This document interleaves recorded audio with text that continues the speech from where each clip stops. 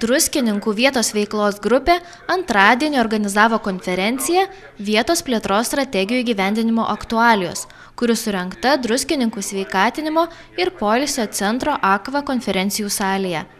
Konferencija organizuota įgyvendinant Druskininkų kaimiškosios teritorijos vietos plėtros 2010–2015 metų strategiją.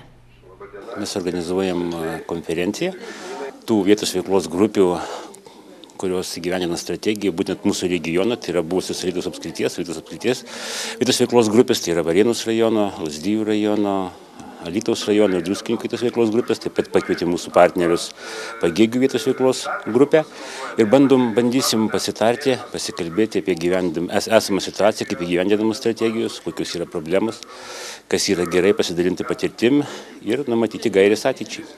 Iš visų VVG mes pakvietėm po 5 žmonės, taip kad atvažiuoja praktiškai visi darbuotojai, tie, kurie dirba vietos veiklos grupės, kaip administracijos darbuotojai, ir vienas kitas yra iš valdybos narių.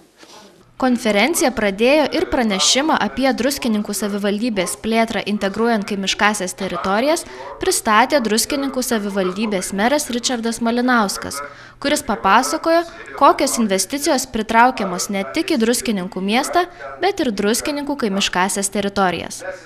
Vienas iš pagrindinių konferencijos tikslų buvo pasidalinti patirtimi vietos plėtros strategijų įgyvendinimo klausimais. Norim pasidaryti patirtim, kaip ir mums Druskininkų vietos veiklos grupėje sekasi, nes pasibaigė antras kvietimas, gavom 18 projektų, tai yra 100% numatytų pagal mūsų strategiją. Dar bus vienas kvietimas likučiams, tai dar bus apie 4–5 projektai ir tie 5 milijonai, kurie skirti, manau, bus įsisavinti artimiausius 2 metų laikotarpį. Tai manom, tam, kam mes buvom užsibrėžę, ką buvom numatę, kokias buvom numatę priemonės ir galimybės teikti projektus, jie yra gauti, pateikti ir artimiausiu metu bus įgyvendinti.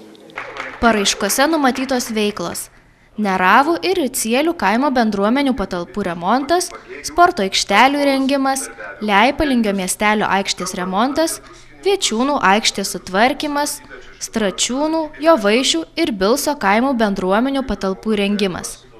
Kitos biudžetinės įstaigos, kaip bendruomenės ar asociacijos, planuoja įgyvendinti kaimo gyventojų verslumą skatinančias iniciatyvas, mokyti įvairių įgūdžių, aktyvinti kaimo gyventojus bei organizuoti įvairius užsiėmimus. Šiuo metu atliekamas pateiktų paraiškų tinkamumo vertinimas.